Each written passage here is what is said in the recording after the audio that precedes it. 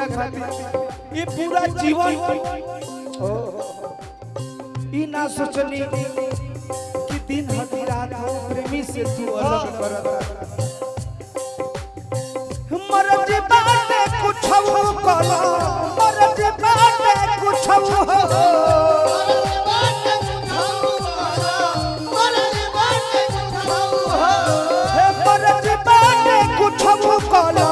सोहाग रात भर में कि हमर होना सैया केहू बात वाला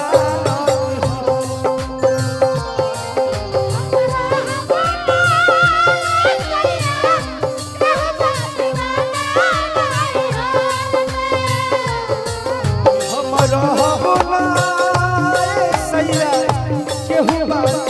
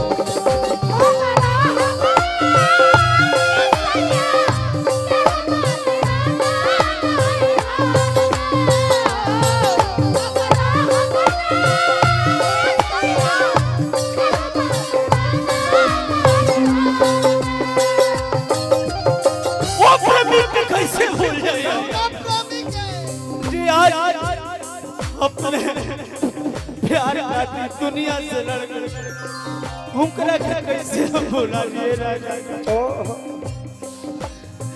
कि रात भात खाती तो आईवाने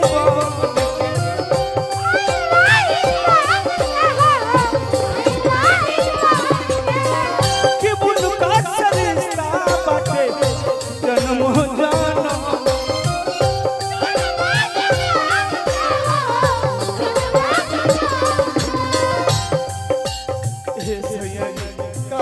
लागता कि हमरा कुछ कैला से तो जीवन बस जैसे तू करला बाकी हो पे बिक्री लगे जाए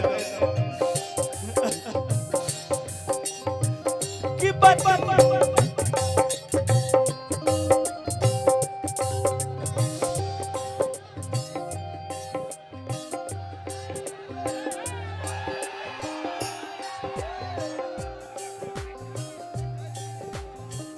कि बात राजा जी और जनती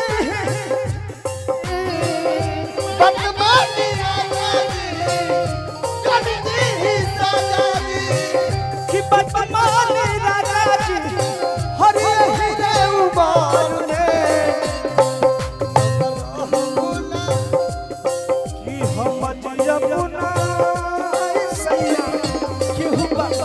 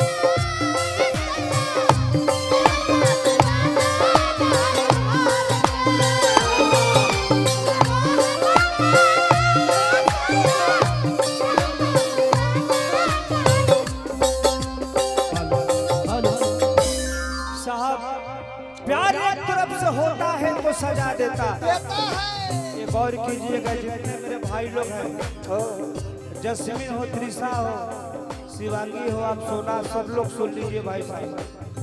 प्यार एक तरफ से होता है तो सजा देता है साहब, देता है।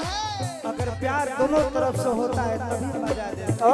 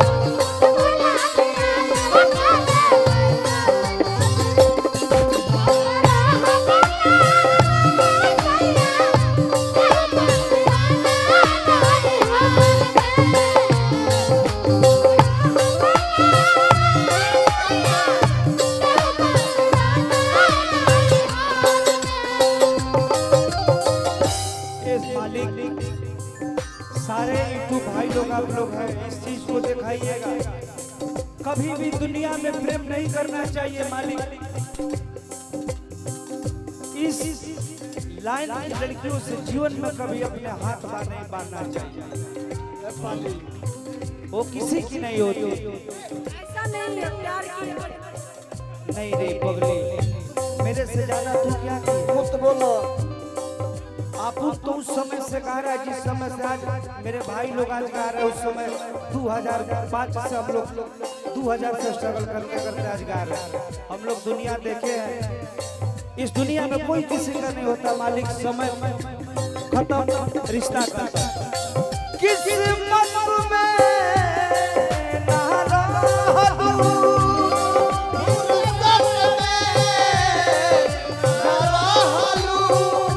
कि पहले ना हमसे कह दूं, पहिया ना हमसे कह दूं। कि फिर मैं धारा में ना बहती।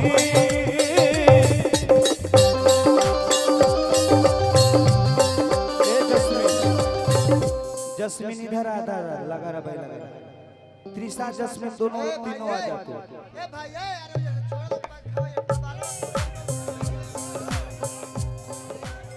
कोई जाइए वो हटा भाई। गा दिया जाएगा, गा दिया तो अपने पार्टी के भाई।